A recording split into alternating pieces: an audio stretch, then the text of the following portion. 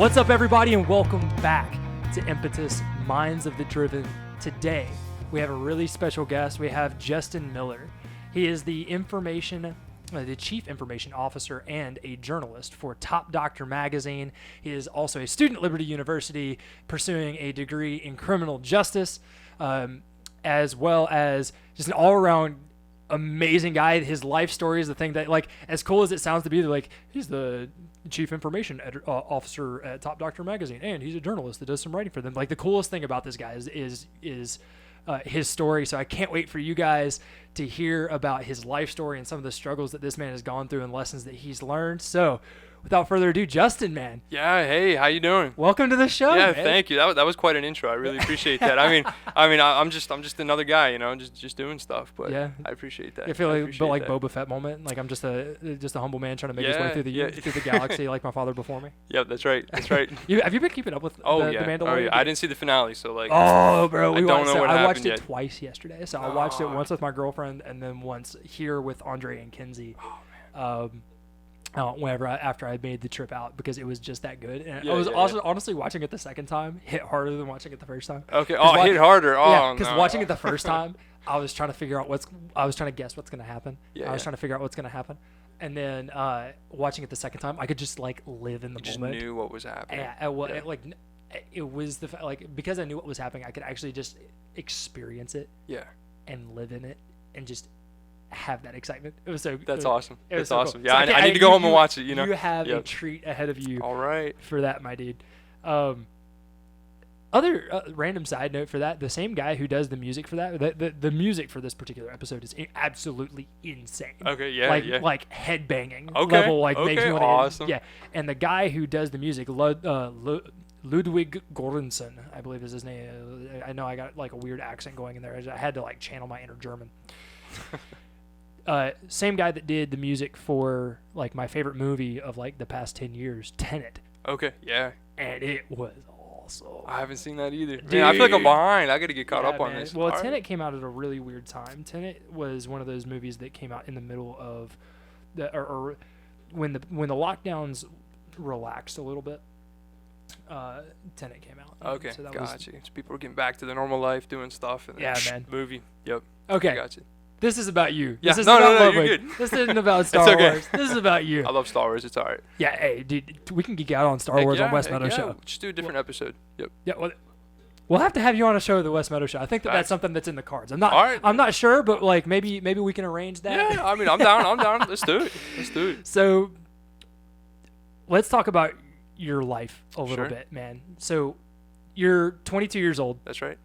You're the Chief Information Officer at literally at a magazine company, like at a published magazine that has like weekly, monthly, whatever it is, releases. Yeah, weekly releases. Releases. That in and of itself is insane. It's even more insane when you know a little bit about your story. Sure. For the audience, you had to relearn how to talk. In a sense, yeah. In a sense, right? Yeah. So like. We'll talk about the other things that happened, but I want to lead off with this. Like, you had like pretty significant brain trauma at one point. Yeah, that's right. I mean, do you want me to dig in? Yeah, dude. Great. So this is your time to shine, man. All right, like, I want the story of your life, and I'll butt in with questions here, but like, talk to me. Start with the concussion, concussion brain impact thing first, and then we'll talk about the other things, and I'll jump in and ask questions here and there. But it's your time. All right. Tell the story, bro. Yeah, great. So, man, this goes way back. I had gotten my concussion at youth group, actually, of all places. We had just got done playing football outside. We were running inside, and I bumped into this kid, and I'm like, yo, I'm sorry. I didn't mean to do that, whatever. And he's like, yeah, sorry, it doesn't cut it, but whatever, And I just kept running for the room, and next thing I know, my head is slamming up against the corner of a door jamb and then hitting the ground, and I'm blacked out. That's it. And the last thing I remember is him stepping over me, and he just goes, "That's what you deserve." And then he goes into the classroom. And, there was a little bit of backstory about this kid that did this to you too. Yeah, right? I mean, so the thing with him, and like, I'm not gonna put him on blast. He was a troubled kid, and I didn't know him that well. He was kind of new to the youth group and stuff, and I don't know what his beef was with me, but yeah. Okay, so you get this concussion. Yep. You're you black out on the floor. What Yep. is the next thing that you remember whenever you woke up? All right, so the next thing I remember was just pitch black. No color, nothing. I just hear this voice, Justin, are you good? Wake up, Justin, and I'm fighting to open up my eyes. And just all these people surrounding me. My dad shows up, takes me to the hospital. I get treated for a broken wrist and sent home. And the next day, I'm just vomiting. Like, my head is spinning. I'm just feeling absolutely awful. No idea what's going on. Take me back to the hospital, and I find out that I have a severe concussion. And at the time, this is before there was serious concussion medicine, and like they didn't really understand how concussions worked. So they just said, hey, you're on bed rest. And so I spent 2 years in a bed, going between concussion testing and back to the bed. And it was just a hard time. It was a really hard time because of the nerve damage that I had. I lost my ability to walk properly. I lost my ability to form words properly. So essentially, it was like the best way I can describe it is kind of like dealing with dyslexia. So you see the words, but like you can't say it the way that it's intended to say it. And so I had to go through some therapy and kind of figure out how to form the words correctly again, as well as go through therapy to learn how to walk properly again. And even to this day, I still have some balance issues because of that. That's wild. What did that do to your ability to like read and write? Besides, we touched on reading with the dyslexia. Sure. Did that impact your ability to write as well? Yeah. So I mean, let's see, this was back in 2010 when I got this. So I was, how old was I? I was probably like 12, somewhere around there. I was a young kid, And so I couldn't go to school, so I was out of school for 2 years. So ultimately, like I could still write pretty well. It was just more of the speaking, it was just really hard to say what I needed to say. Like, I could have a stutter at times, or the words just wouldn't come out, that kind of thing. Dude, that's awesome, because you're over here and you're articulating yourself so well on this podcast right now. So to know that someone faced a battle like that and came through it, but that's not the only battle that you faced. Yeah. You've had something as severe as like collapsed lungs, and you're like 2 collapsed lungs. Yeah, two collapsed lungs. The last 3 years, but like both of them, right? Yeah, both of them. But so, walk us through that experience. Yeah, okay, sure. When the first time I met you, our editor-in-chief Brianna Merritt, who we've had episodes with before. If you haven't listened to that episode yet, y'all need to. It's a phenomenal episode. Who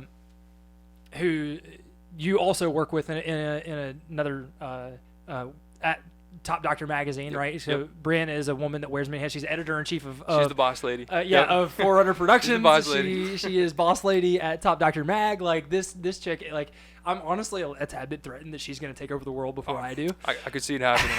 She's phenomenal. I mean, which is exactly why I keep her around, though.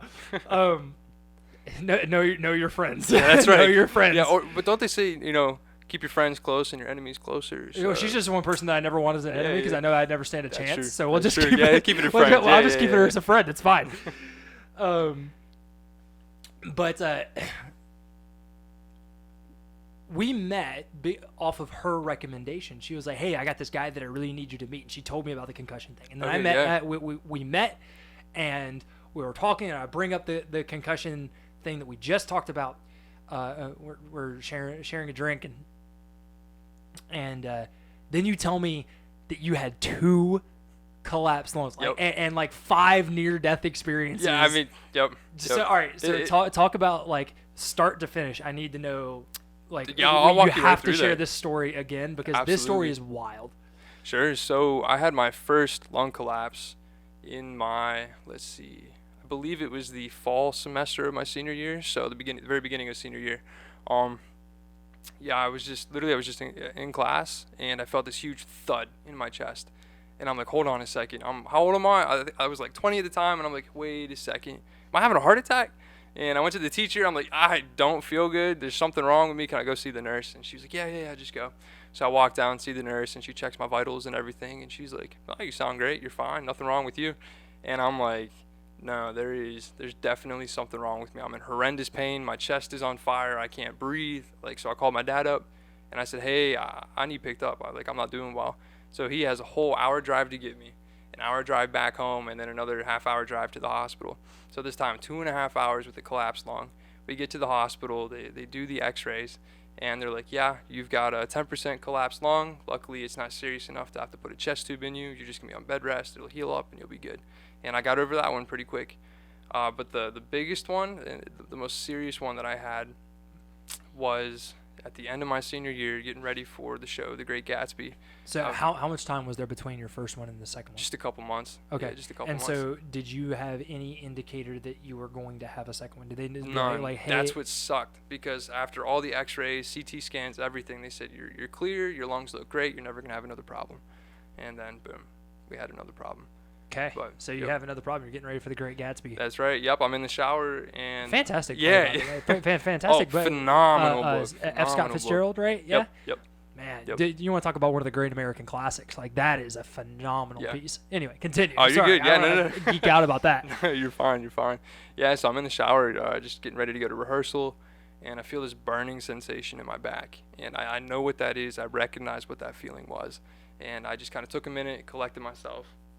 And I just said, like, all right, we're doing this again. I step out of the shower, I get dressed, and I go up to my mom, and I'm like, hey, I need a ride to the hospital. And she's like, okay, I'll go get your dad, and then, like, my dad comes out, and he drives me to the hospital. We get there, and they take me back for the same thing, x-ray, CT scan, take a look. And the nurse and the doctor walk in, and their eyes are just, like, big. And I'm like, all right, something's wrong here. And they say, all right, like, don't freak out, but you have a half collapsed lung. This is serious. You have just 3 hours left to live, like 3 hours before it's fatal. And I just started shaking. It's just like one of those fear responses of where, like, I've never experienced it before, but boom, it just hit me. Yeah. And I'm like, was it like an adrenaline rush, or was it something? Adrenaline. Just being like, oh, like, yeah. I'm about to die. Like, I'm about to go see Jesus right now. Like, this is wild. Yep, absolutely. And I mean, I was just mortified. And that's nuts. Yeah, my dad's like, hey, it's gonna be all right, bud. Like, we're gonna get through this. And so I said, okay, what do we do then? And they said, because of how serious this is, we need to put a chest tube in you. And I was like, okay, cool. So you guys are going to sedate me, cut me open, like, get this tube inside. And she's like, yeah, that's not going to happen with how serious this is. We need to do it right now. Like, we're just going to wheel you into another room, bring in a great doctor, and we're going to have to operate on you awake. And I was like, no way is this happening. And so they wheel me back. They give me a shot of Novocaine right where that site's going to be. And the Novocaine, I'm telling you now, did absolutely nothing. I felt the scalpel hit my skin, go through my skin, through the muscle, through the rib, and just like every muscle fiber I felt tear. It was a horrendous pain. I cringe just listening to that. I mean, it was so bad, and they had to have all these other doctors holding me down just to keep me still, and it was a horrible experience. They got this huge rod out, and he just said, take a deep breath, and they just hammered it right into my side, filtered the tube in, and they were done with the procedure. But that procedure, I'm telling you now, there's nothing like it. Just literally being there helpless, getting cut into. I mean, it was just a horrifying experience. Yikes, man. Yeah, and I mean, that was just the beginning too, like, of that whole fiasco. But so if that's just the beginning, that's just the beginning, send it. Like, what's next, let's do man? Next. You got me already on a cliff. I'm over right. here, I'm shaking. I can feel the pain in my side now. Oh man. What's Yeah, all right, sounds good. Yeah, so like it's like that scene from Master and Commander where the boy gets a piece of shrapnel in his arm. They just have to cut off his arm. Yeah, just full amputation. Oh, no, thank God they didn't take my lung out. But just right before your eyes, just this is what your lung looks like. Yep. I can still feel it. Oh man. Yep. But I mean, they just took me, they life flighted me to another hospital. And I'm the kind of person when I'm in a high stress environment and especially going through something traumatic, I don't shut down. I get really positive because I'm trying to talk myself up. Yep. So I'm thanking the helicopter pilot, I'm thanking the nurses. I'm like, thanks for keeping me alive. Like, thanks for the flight. I've never flown before. This is so cool despite the circumstances, And we get to the hospital, and as soon as I get there, they said, hey, the doctor that's going to do this, he's in Italy. We got to wait for him. And I'm like, okay, so what does that mean? And they said, well, we're going to have to do a second chest tube. They screwed yours up completely. And I'm like, no way am I going through that whole experience again. So this guy flies in from vacation from Italy all the way to the hospital. And he said, we're going to have to do... So first of all, imagine being so important that you get called back from freaking Italy. Like, there was no one else that could do this. There is no one else that can do this operation. We need to fly you in from Italy. 7.2 billion people on the planet, and only one guy who's in Italy can do this procedure. This guy was the best surgeon. Yep. So they fly him in to work on me, and so praise the Lord for that guy. Amen. And so he's like, hey, we have to do major surgery on you. And I said, okay, what does that entail? And he said that the surgery is experimental. Not a lot of people have undergone it yet. So we're gonna do it, and it's your only option. You can't say no. And I was like, okay, cool. All right, can't say no. Do it We're or gonna die. do it then. That's Yep, it. Pretty Like- much. Yep. So I waited all day, and keep in mind, I got to the hospital probably at noon, and I didn't have my surgery until 10 p.m. So I spent all that time just kind of waiting and waiting and waiting. Yeah. And that builds suspense, because like you hear your life's on the line, and Yeah, hour man. after hour after hour goes by waiting for the surgery one to of the come. things, just with anything in life, I always feel like the anticipation of something is typically It's worse. Yeah. than the thing itself. Yep. Right. Yep. The simplest example of this that I can possibly think of that literally anyone at home can relate to is like ripping off a Band-Aid. The Sure. anticipation Yeah. of ripping off a Band-Aid is so much worse than actually ripping off the Band-Aid. I wholeheartedly agree. Yep. And so like I take that, multiply it by the 19 millionth degree. I can only imagine what the anticipation is of someone It's being like, different. we're gonna We're gonna save your life, maybe. we're gonna Yeah. shove a bunch of metal into your body and give you staples and Yep, like yep. 18 other things. Like, Yep. gee, wow. Yep. Man. So and like also keep in mind, I know I'm dragging this one on. No, dude, this is Yeah, what we're this is here the for. point. Like, All right, like, all right. This Good, is the good, like, good. this is your story, man. This is Thanks. why I brought you here. Take your time. I appreciate it. Thank you. Keep in mind the surgery was going to be so painful that they had to do a pre-surgery to numb up my nerves before I could even do this one, so that I would feel less after this was done. And there was just this amazing nurse, this amazing woman. She was with me from the moment I got to that hospital all the way to the end. She was at every surgery, just kind of encouraging me on. So if she's listening to this, really, I don't know what your name is, I don't know where you are now, but thank you. I really appreciate it. But yeah, they went ahead, they put a nerve blocker in, so they went through my back. Imagine like a fish wire, like the wire that goes on a fish hook, when you're fishing. Mm-hmm. Imagine that, Fishing probably line, 2 feet long, maybe, Okay. just getting threaded through your back into your nerves, and they're just injecting fluid into your back to kind of numb up all those nerves that are there so you don't feel anything. Yikes. And they do that, bring me back, and then So it ain't even like as thin as cat gut. Like this thing is like yeah, I mean, actually got some probably, significant diameter to this. yeah, it's piece of smaller line. than an IV, but like Okay. yeah, but like just this Wow. tube, like a miniature IV, Okay. Yeah, but so they finished that up, and it's time for the big surgery. I go down, the anesthesiologist, does his thing. I go under, and what they did with this surgery was they went in my side, they took out the bad tube, they stuck 2 more in there, so I had 2 permanent tubes in there. Shaved my chest wall so that my lung wouldn't collapse again if it was in that situation. Took probably 5%, not 0.5%, a small amount of my lung off, shaved off these little blisters that were there that caused the collapse, and then just stapled me all up. So I have about 8 permanent staples in my right lung still. Now are those And, are those metal staples or those? So it's some kind of weird, they don't degrade and they're not metal. It's like some kind of plasticky stuff. Gotcha. But you Yeah. can still have a CAT scan, right? They Yeah, can still yeah. put you Oh, inside yeah. of a giant Yeah, I'm not magnet. gonna get stopped by TSA and all that stuff. Yeah, dude. Yep.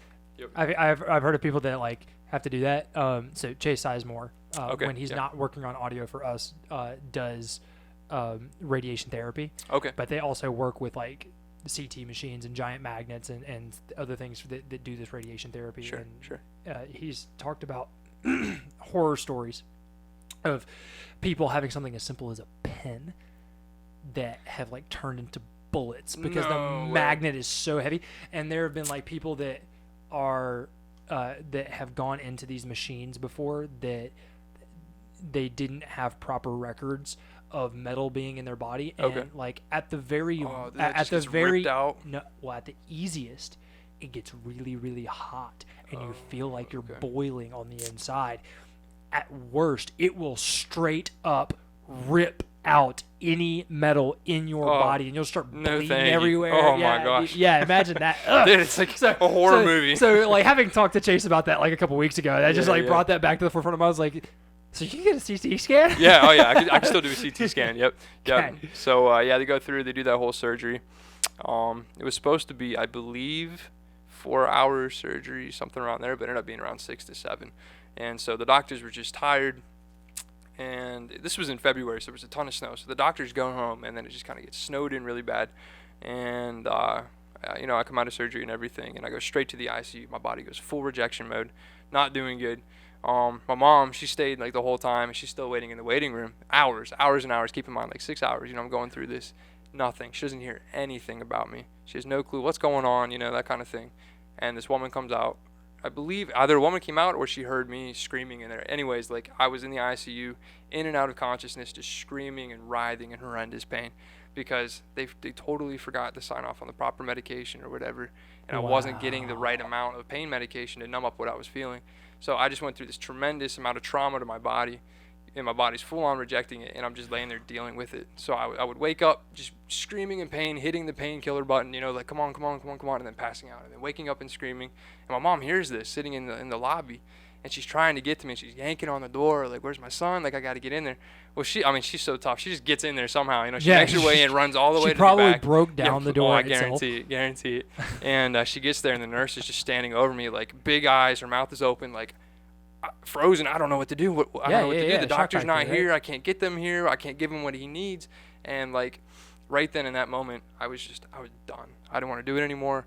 I just said, God, please, I'm done. Take me home. I don't want to go through this anymore. I just can't do this. And instantly, all my pain went away. Like, I'm not making this up. Everything went away. And I just felt this warmth. And everything got super bright. And I heard music. And it's the craziest thing is I looked over and I said, did someone turn on K-Love radio? Because, like, I heard worship music, And that's it. Blacked out instantly. Like, that was it.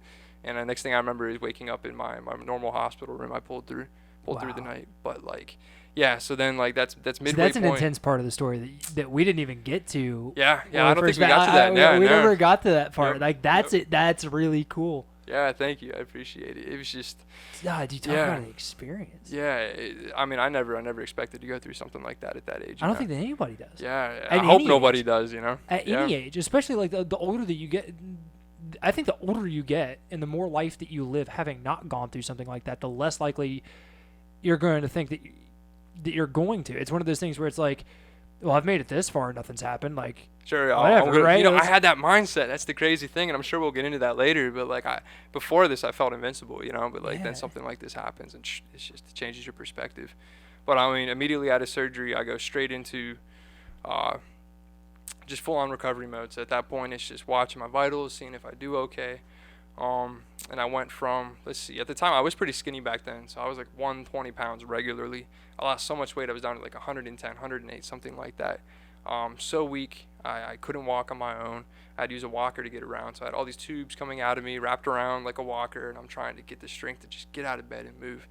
And I spent about a week in the hospital just trying to get up every day. Let's get up and walk today. Let's get up and walk today.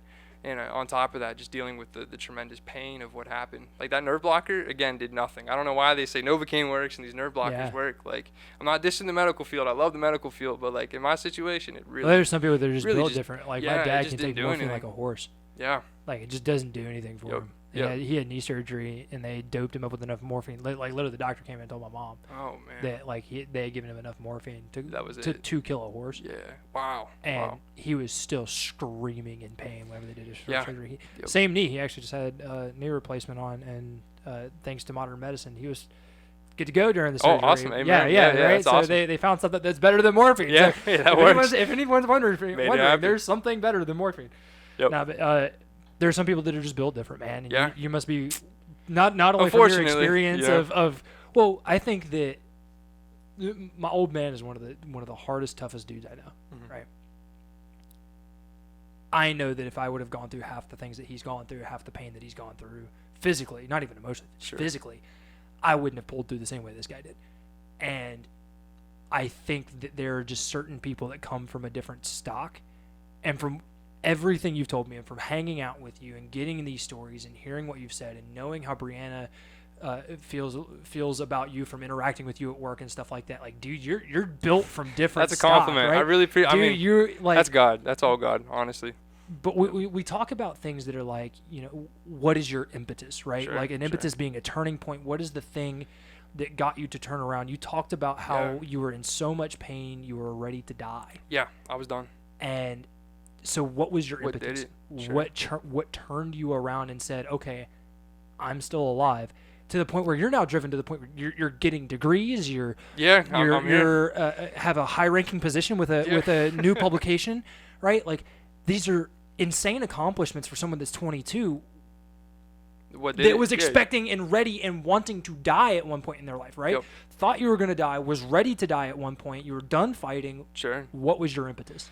All right, so, man, I think my impetus really, it's the mindset of it all. Once you reach that bottom point of where you're just ready to die, when you're ready to go, just give up, there's something in you that says, hey, stop. Like, that's crazy. You have so much potential. There's so much to do. And I have a life verse. It's Isaiah 41:10. And it's like, fear not, for I'm with you. Do not be dismayed, for I am your God. I will strengthen you and help you and uphold you with my righteous right hand. And the craziest thing was my mom wrote that on the whiteboard in my hospital room, having no idea that was like my life verse, like the one that I felt like God spoke to me. And seeing that there, looking up at that whiteboard and just being like, God's with me. Like, I got this. I'm not going to quit. I'm not going to give up. And so I just fought the battle every day. I mean, it's a day by day thing. It's not like an overarching goal. I'm going to live. I'm going to live today. And so that's what I did. You know, I saw the battles. I fought the battles. I pushed through, and I got through it. So like a week later, got out of the hospital. I was able to eat again. I was able to like walk better, you know, and like all that stuff. And like I made it, but still I had a 6-month journey of now laying in bed again, like all those years ago with my concussion, just recovering. It's just like, I felt like every time I was reaching a plateau in life, boom, knocked back down. Like, hey, you got to go through this. It reminds so me like, of that scene out of Jurassic Park, wherever they're climbing out of the tree, okay. out of the car, and the car falls back on them, and the kid's like, and we're back. In the car again. Yep, like, exactly. So your that life is just like, and we're back in the bed again. Yep, that is exactly how I felt. I mean, like if I could count how many hours I was in that bed, man, too many hours.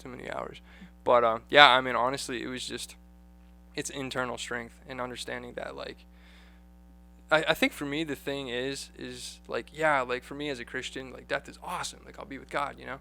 But at the same time, there's so much I want to do. There's so much I want to experience. Like I want to be successful. I want to have a family. Like I want to take my parents somewhere great in life too, you know, this like is all correct. that stuff.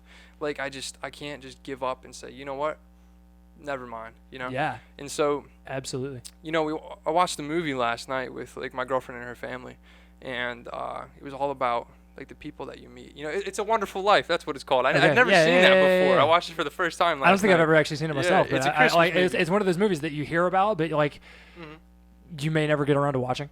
Yeah, and so like that movie encapsulated kind of my mindset of where this guy, like he went through so much stuff, and by the end of the movie, he was just going to take his life, like the end, you know. And so this angel shows up and like saves him, and his wish was, I wish I was never born. So the angel shows him what it was like not having him around, what life was like. And you don't realize like how much you affect. Like you as a person, you have no idea the lives you affect, the businesses, like everything. You have such a huge impact on everything and everybody around you. Everyone feels like they're insignificant. Yeah. But So you have no idea the magnitude of impact that you have on people's lives. Exactly. And that is the thing. That is the thing. Like feeling like if I wasn't here, and it's not an ego thing. It is totally just like, I can't leave my family. Like I can't, like I have to fight for them, you know, and like my friends and the people who rely on me on the daily, like I got to fight through this for them. Yeah. So they're significant battles that other people won't make it through unless we are present and caring about them.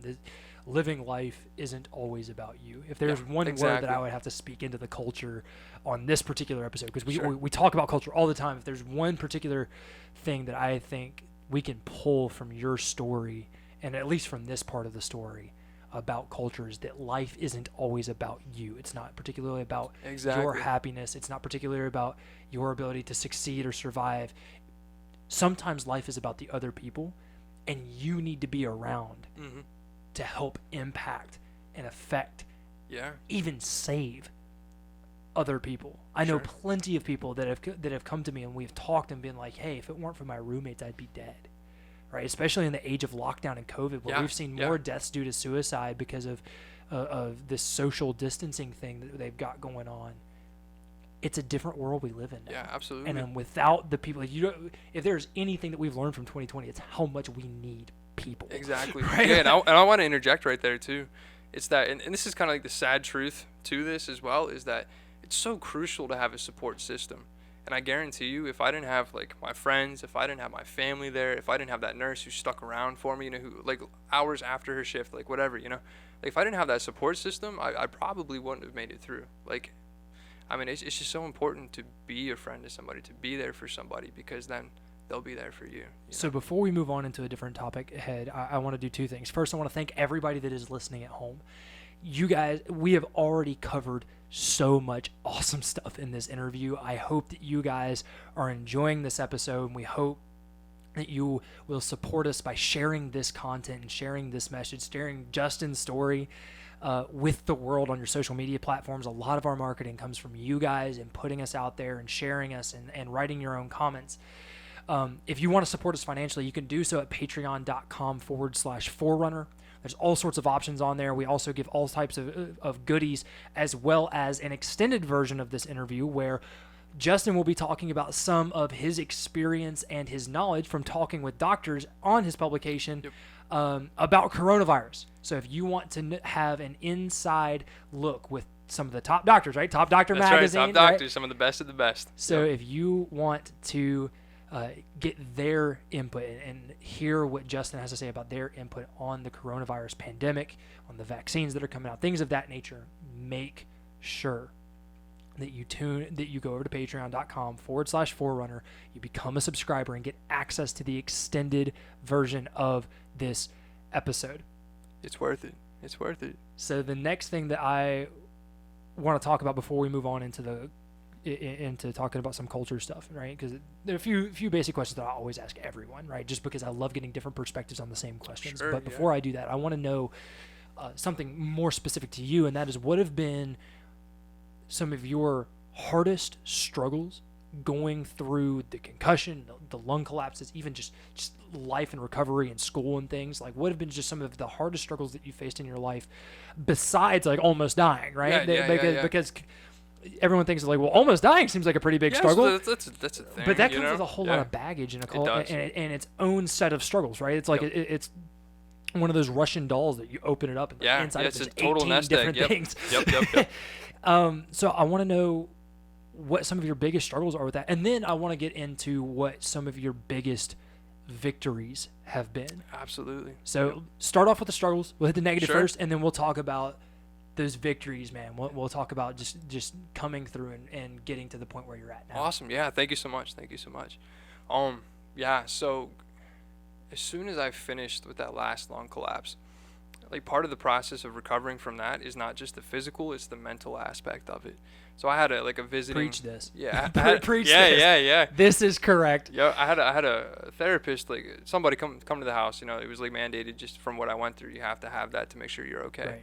And I was diagnosed with post-traumatic stress disorder, and I had to work through that before I could get like a full clearance. You know. And do you still feel repercussions of PTSD today? Oh, sure. Yeah. Absolutely.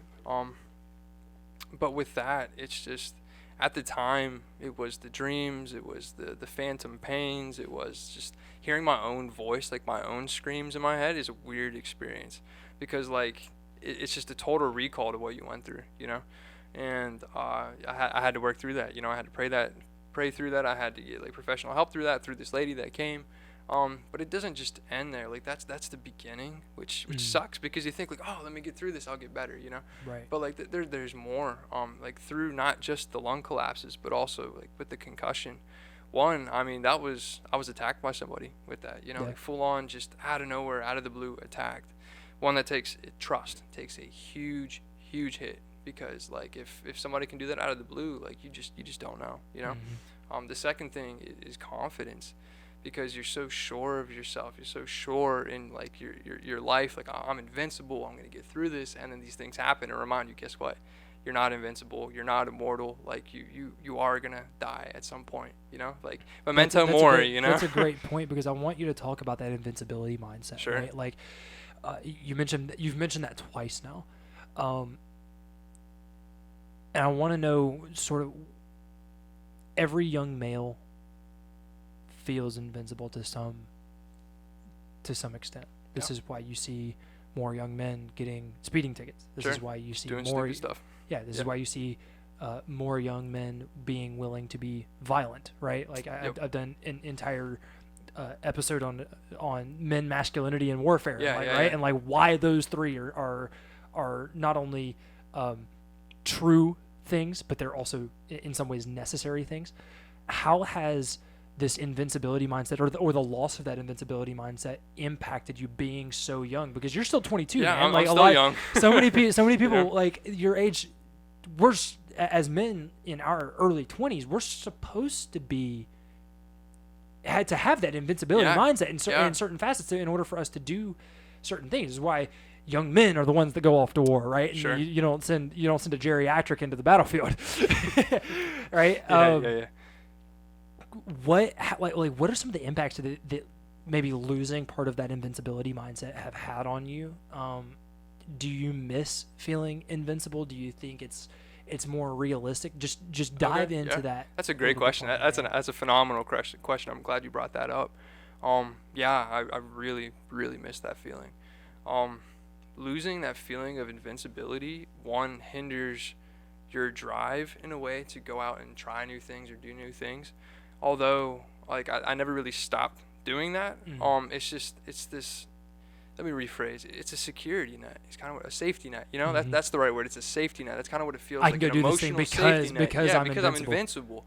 And so once that's gone, every day you wake up and you're like, what could happen to me today? What's going to happen? If I go out and do this, will this happen? You know, it's fear. And fear is a horrible thing to deal with. You don't want fear, you know? Yeah. And, so missing that feeling, it's like a part of my personality changed in a sense, you know? Like every guy should be confident. Every guy should desire confidence, you know? Like it's such a desirable attribute in a person, you know? And once you lose that invincibility feeling, you kind of become less confident, and you kind of have to talk yourself up more, and you have to start the day off by like, God, like, protect me, and like, is everything going to be okay? Is this going to be the day my next lung collapses? You know, that kind of thing. And I wish I never went through that, in the sense of, to have that feeling back. It's just this. It's like armor. I know I'm rambling here, but like great. That's the best way to put it. It's an armor that you wear, and once that's gone, you're vulnerable. Yeah. And for me, one of the my biggest fears or insecurities is being vulnerable. Like it's different, you know. You're gonna learn that, bro. I think that's most men. Yeah. Oh yeah. I really think that's a very masculine trait. It's just like we're scared to be vulnerable, open and being vulnerable. Yeah. It's one of the things that as we grow older, men have to learn. Right. Yeah. As boys, we're fighting all the time and trying to break stuff, and then we think we're invincible, but we're also it's kind of out of the subconscious fear to be vulnerable. I think one thing with that is like it's such a silly word, but like swagger, you know what I mean? Yeah, it's swag, dude. It's a swag, and it's like that sense of losing that swag as a guy. You're like, well, now what? You know, what now? Yeah, you know, and like you want that swagger back, like you want that stride, like chip that on your shoulder, baby. Yeah, let me take on the world today. Let's do this, bro. You know, and absolutely. So that sums that up. That's. Man, what a way to end that segment of this interview. That's just absolutely incredible. Yeah, thanks for listening. I really appreciate it. Thanks for listening to my story. Like, dude, I've wanted so long to share some of this, you know, and now to do that is awesome. This story is something that I feel like we're going to come back to time and time again. Anytime. Like, anytime. The more I hear about it and the more I hear you speak on it, the more I'm like, dang. Like we got to get this out there. Like people need to know this. This dude needs to be famous. He's 22. He's doing all these things. Like, let's make a superstar. I'm okay with that. Yeah. I'm okay with that. So, let's treat this. I'm gonna have some fun now. All right, let's have fun. Because we're gonna see. We've gotten your story now. We're gonna sort of play this game and like see if he actually could be famous. Because I want you to talk about some things that are more. That are less about your experience and more about your perspective. Okay. Okay. Yeah. So, let's talk culture. Okay. I have 3 sort of segments to this, so you'll be able to talk about these things sort of individually. I know you had a little bit of time to prepare about this. Yeah. But I really want to dig into your mind and figure out. Culture generally is viewed very poorly, and we especially being from a conservative mindset that I am. Sure. We look at culture and we're like, man, culture sucks. Like I don't even think anybody from a liberal mindset looks at culture and is like, yeah, this culture is great. Like we love this. Because everyone has something that they particularly hate, and we focus so much on the thing that we hate that's going on in our culture that we forget that's a pandemic in itself. Elements of culture that are good. There are things that are happening that are good. And so we're going to get to the stuff that sucks. Yeah. But I want to challenge you right now to talk about something that you think the culture is doing right. What do you think the culture has in it right now that is doing really well? Sure. Absolutely. And before I get into that too, But the last thing about, we really talked about a lot of the negatives, and we never really got into the positives. Oh yeah. You know, like I don't want to. No, we can touch on that. We're good. I just want to say I don't want to. It's not all. My story's not all negative. Yeah, no, you know? victories. Yeah, you're absolutely right. We never got around to the victory side of things. You're good. No worries.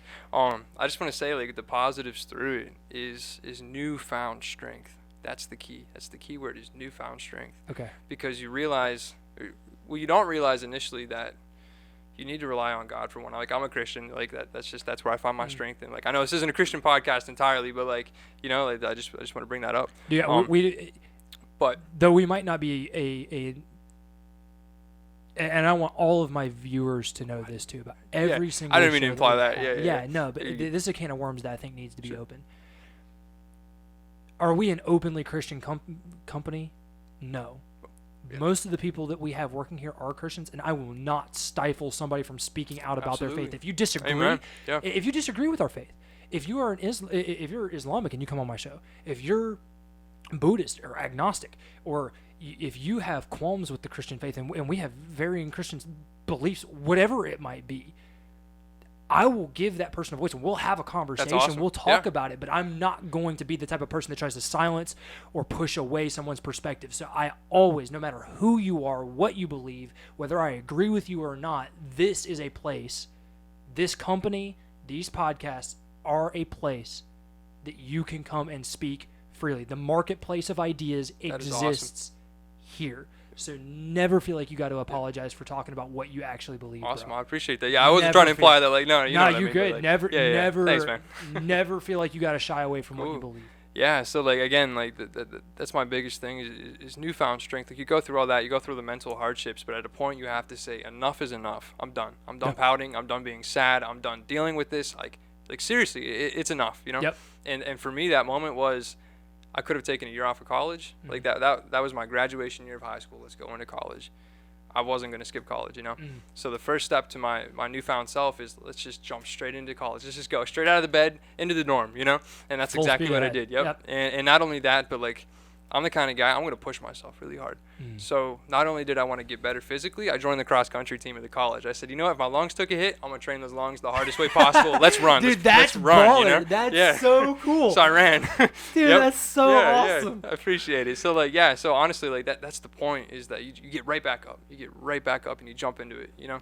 So I have a principle similar to that I wrote about in my book called Crush the Coward, where it's very much, one, do something challenging every single day, and two, jump the gun, right? If you feel like you are getting behind, if you feel that voice in the back of your head telling you can't do something, crush the coward, jump the gun, kick the coward in the teeth, tell him to shut up and get in his place and go do something that's hard and difficult. That's exactly what you have to do. Pick yourself up and go and just...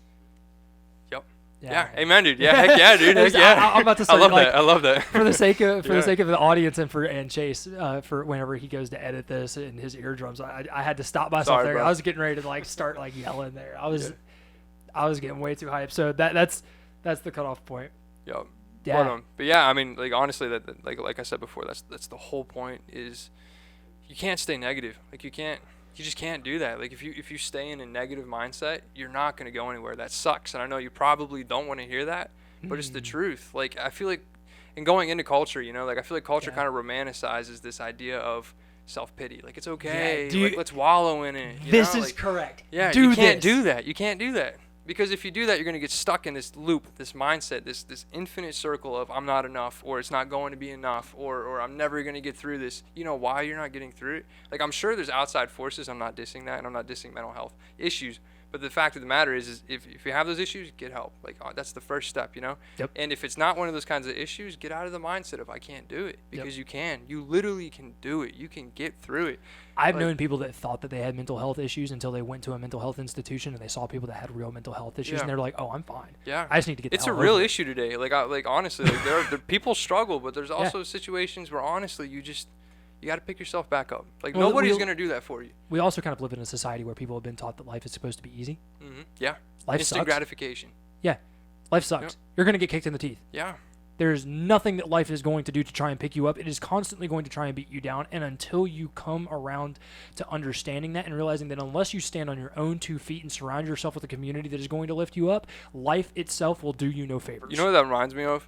Have you ever had like that gym teacher who's just he was always the tough guy, you know. Yeah, Anytime you try to do enough, you'd be like, yeah, not good enough. Go ahead, and, like 5 more Former suicides. football Go. coach You know, that's life. Yeah, absolutely. That's life. He's not Yep. doing that because he hates you. He's just doing it because honestly, like it's Yep. gonna make you better.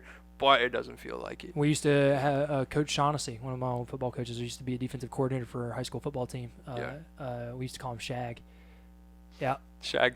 Yeah, That's well, cool. he That's shag cool. danced. Yeah. Oh, okay. He shag yeah, danced. yeah. With his name already being Shaughnessy and him shag dancing and stuff like that, we used to call him Shag. That's cool. It was, but he was that coach. Like everyone thought that he was just this just Like a hard, prick, angry old Yeah. man all the time. But they're not. He's not. Yep. He just had really high expectations. Yeah. Absolutely. But yeah, so that sums up. We can jump into culture now if you want. But I just want to get that out there. I'm it so doesn't glad, end bad. I am so glad that you pulled me back from that because we were on such a roll and we were ending on such a high note. I was like, man, I'm gonna like I'm gonna transition here, point. and then I totally missed like the dope stuff about the lessons learned, the victories, man, and learning to find new strength. Yep. Like that, if you can walk away with nothing else from this podcast, man, learning to find new strength. Yep. That's dope. All right, let's talk culture. Let's do it. Awesome. What's something the culture's doing well, right? Do something the culture's doing well. Honestly, all right, yeah, that is an awesome question. The thing is right now we're going through a horrible pandemic. We're going through a horrible time. You know, like people, we've gone through quarantine. We're getting ready to the 1 year anniversary of quarantine. You know, it's coming in March. Yeah, you know, literally, we're being threatened back with quarantine again. Yep. And but the thing that plays right into what the culture is doing right in the sense of people aren't being quitters, you know what I mean? Like they're pushing through this, you're fighting through this. Yep. But the problem is we built a company in the middle of a pandemic. That's a perfect example. Yeah, I mean, life hasn't given a lot of people in culture a lot of opportunities to do well right now. That's just the fact of the matter. Like it really was a kick in the teeth, and people have to figure things out again. But culture. Let me rephrase this. The thing that culture is doing well is learning how to rely on one another, like on a deep level. Yeah. Because, and that goes back into what I talked about earlier. Because before, I felt like we have social media, but it's anti-social media. Yeah. You know, like the thing that was meant social media, but it's antisocial. Yeah, it was meant to bring us together. It's torn us apart. And I feel like through quarantine, that kind of changed how we use social media, since like Zoom and Google Meets and Teams and like Zoom or FaceTime, you know, that kind of stuff. Like we learned how to interact with each other again and really talk, because what else are you going to do? I mean, are you going to sit on the couch and watch Netflix all day, or are you going to invest in somebody, like something like that? So I think I'm the first person who's like terrible at that. Yeah. I'm patently horrible at video chatting people. Facts. Yeah. But I mean, culture right now, I mean, it's going through the forge. It's redefining what it is. And you can see that through a lot of what we've gone through, like a lot of the huge events in the past couple months. But I mean, am I making sense? You know what I'm saying? Okay, cool. And I think that it hits on a point where you don't know what you have until it's gone. Yeah, exactly. And when you go into quarantine and you are removed from your interaction from the people that you love and care about, when you hear people talk about community all the time and you sort of brush it off, and then it's removed from you completely, and you realize how badly you need community. Yeah. And I think that I absolutely agree. I think that there's, because of the lack of community, I think that culture is rediscovering the necessity of community. Right? I mean, have you noticed, like, now that we're able to go outside again and stuff, but we still have mask mandates and stuff, it's like you look at the eyes so much more than you did before, and like you learn to smile with your eyes. It's just something interesting that I found. I've always thought about that's that. So like, cool. When I was 18 years old, I did. I learned to smile from my eyes. I'm not gonna get into the whole story. Sure. I had somebody tell me, like, was auditioning for a thing, and I had somebody tell me, like, smile with your eyes, keep a straight face, but smile with your eyes. I was like, that's a weird thing, but then I did it, and I was like, oh. Yeah, sweet. Yeah, it makes sense. Like when you smile, like something happens with your eyes, and you can do that thing with your eyes without actually smiling, and it's really, it's quite interesting. Okay. Before we talk about more things that suck about culture, because we've already lightly touched on that. Yeah. Let's talk about something that's missing. It might not particularly suck, but something that is not present. And it's actually kind of funny, because while you think about that, I want to bring up an interesting point, so that we're not people like Media Matters and all those other wild fools that want to shut up conservative voices don't want to call us hypocrites, because in previous times we've talked about how like community is missing from our culture, right? How Mhm. we suck at community as a culture and stuff like Yeah. that. There have been other interviews where that's been in other episodes of the West Meadow Show and things where we've talked about like, man, we just like really suck at like surrounding ourselves with the right people. And I think the two things can be true at once, right? This is the crux of what I like to call Greek tragedy, right? Okay. The idea that in the Odyssey and the Iliad, or in the Iliad, Achilles dies for glory, for eternal glory, but in the Aeneid, one written by somebody vastly different, several hundred years later, Aeneas meets Achilles in Hades, and Achilles makes the statement that I would rather live an entire lifetime as a slave and have my life than be the king of all the damned, right? Because life is so precious and life is so much worth living, and he gave his life for eternal glory. And people are like, well, isn't that contradictory? Like, no, that is the eternal truth, that you can do something for the sake of glory and then realize in the end that it wasn't worth it. Yeah. And so this is something that is similar with community. We suck at surrounding ourselves with the right people, Yeah. and yet we have gotten better at realizing the necessity of having people around us because of the circumstances. Yeah, it's a 2020. weird situation. Yeah, right. It's Yeah, so weird. yeah. Just because you're bad at executing something doesn't particularly mean that the culture hasn't rallied around the fact that we need Sure. something. So You know, I think that's that a we're good on, point. I never think thought we're about it on like the that. road to recovery for this thing. Yeah. From a communal perspective, I don't think that we'll ever achieve it. I'm cynical in that way. I think that we'll start making progress. We'll get close. We'll realize that, yeah, we're doing a great job, and then we'll forget about it again. Yeah. But the fact that we are moving in the correct direction in the midst of a massive tragedy, which is this COVID-19 pandemic, I think is huge. Yeah, I get that. I feel like. All right, so go ahead. Yeah, you're good. Share your thought. I feel like it's so funny. I feel like sometimes culture doesn't know what it wants. You know, really, like honestly, like I feel like there's so many Well, if ideas. people don't know and what they stuff that want, just pass culture. through. Yeah. Well, if people don't know It's what they want, culture can't possibly Yeah, know what it wants, right? 'Cause exactly. all culture is just a conglomeration of the wants of and the people, necessities and yeah. the values of the people. Yep. So I feel like ultimately what culture is really missing is a sense of strength. I feel like not in the sense of that they can't do what they want, but the sense of culture gets so divided in the end. Like people rally behind a singular idea, but in the end result is never what it was intended to be. Man, I feel Machiavelli like. talks about that in The Yeah. Prince really Yeah. well, about how it's really easy to get a group of people rallied around one ideal, but unless as a leader you're able to somehow militarize to continue to get people to band behind that idea, the people will fall away from that idea. Always. Yeah. So I think culture needs to learn how to do that. Yeah. Like that's the fact of the matter. You can't keep going back and forth between I want this, so we're gonna make it happen, and then like, oh, well, that wasn't what I expected, and then it's a never-ending cycle of not knowing what you really want. And that's the tough thing. Like culture needs to figure out exactly how to rally behind something that really has substance and value. Yeah. And It's a really sad thing, in my opinion, that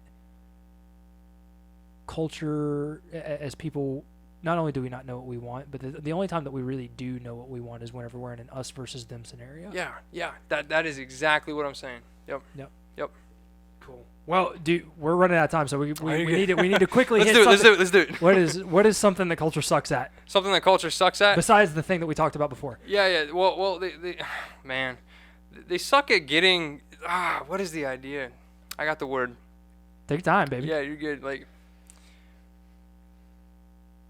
I feel like sometimes culture doesn't wrap around the right things. They focus on the wrong idea. So honestly, like they suck at man. Prioritization. Yeah, the word is stuck. Prioritization. Yeah, exactly. They suck get at your that. Yes. totally get your priorities mixed up. Yeah, and I'm not dissing the people or like a lot of these things. Like, there's so many different causes, but the fact is they don't know how to prioritize. Yeah. If you could figure out how to prioritize your values, what you need, the end result, you could really get it.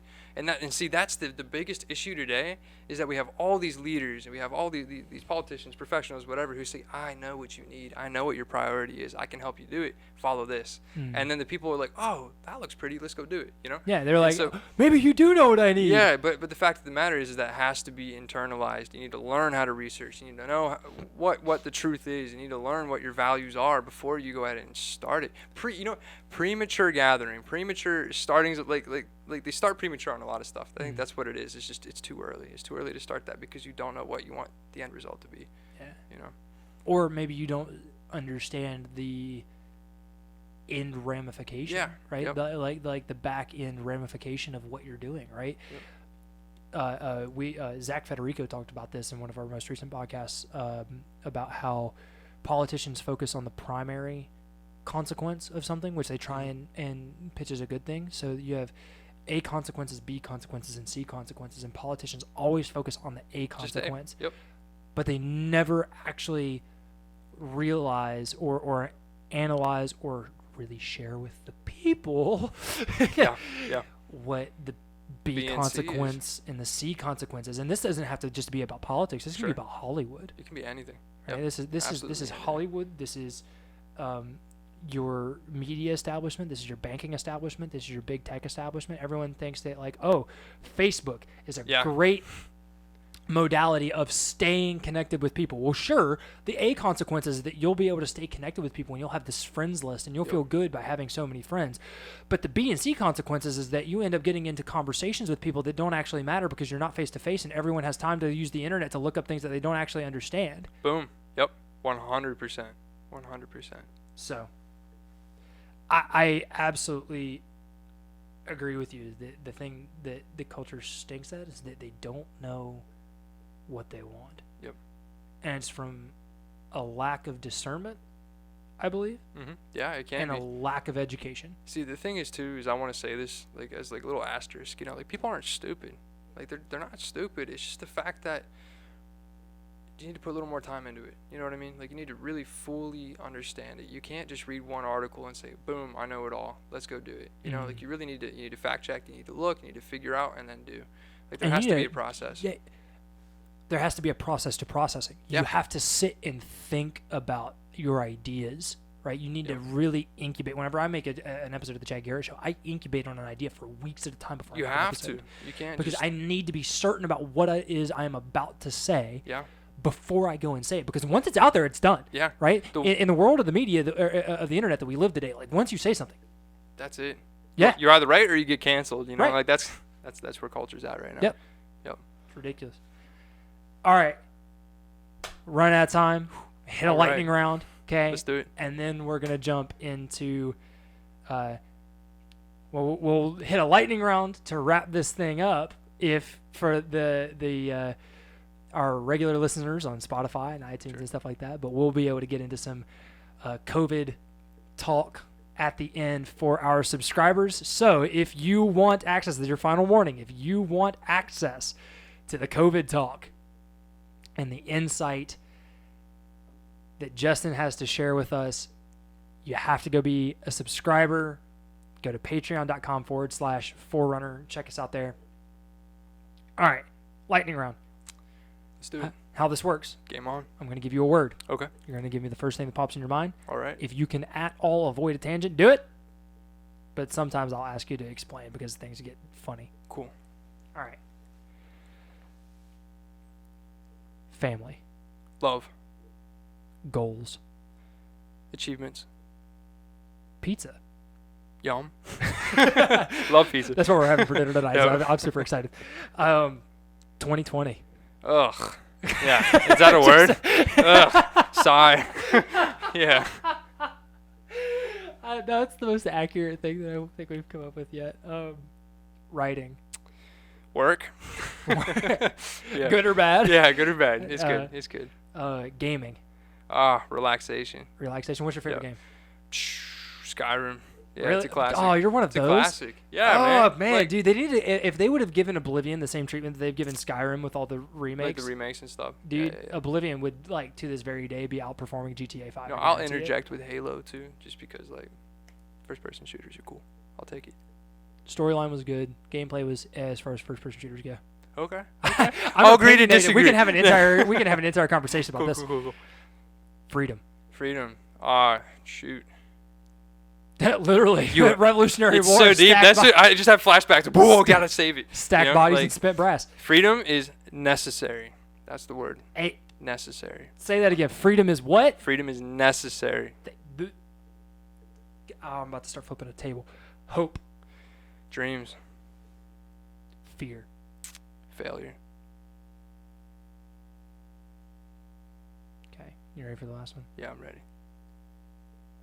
Surgery. Nightmares. Nightmares. Yeah, nightmares. Honestly. Yep. All right, that's not going to be the last one. We're going to end up on a good note. Let's talk about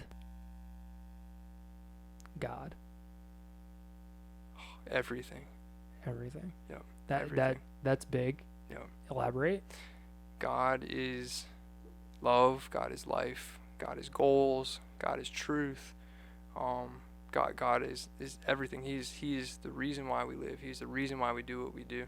Like, I don't want to do anything, and I don't want to exist without God in my life and without him a part of it. Like, I exist because he made me, and I exist because he has a plan for me. So I was gonna not include this question in this, but after you saying that, I have to ask this question from a segment that we actually omitted. What is one thing that you think anyone, secular or religious, can learn from your faith, from the Christian faith, from your faith, from what you believe about God and the world and your worldview? What is one thing that, regardless of your stance, religion, whatever, you can be an Islamic, you can be or a Muslim, you can be an atheist, you can be agnostic, it doesn't matter, secular or religious, what is one thing that you can learn from your faith?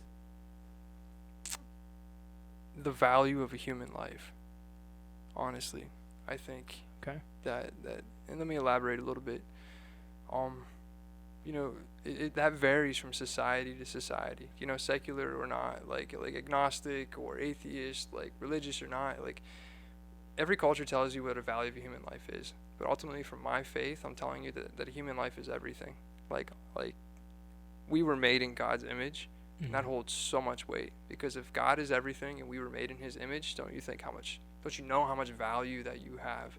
Like, in my faith, I believe that Christ is the Son of God, that he came to earth to die on the cross for my sins, and that believing in him, you know, I have eternal life. And if my Creator would send his own Son to die for me, holy cow. How much worth does human life have? Yeah. And it doesn't matter if they're a Christian or not. It doesn't matter if they're rich or poor. It doesn't matter if they're in jail or if they're free. It doesn't matter. It doesn't matter what you've done. Life is life, and life matters. That's it. Like, you need to value your neighbor. You need to love your neighbor, both here in the United States, where I'm at right now, and all the way in Africa, in China, in the Middle East. It doesn't matter. Like, there's so much value in a human life. Yeah, it's awesome. That's a great way to end this thing.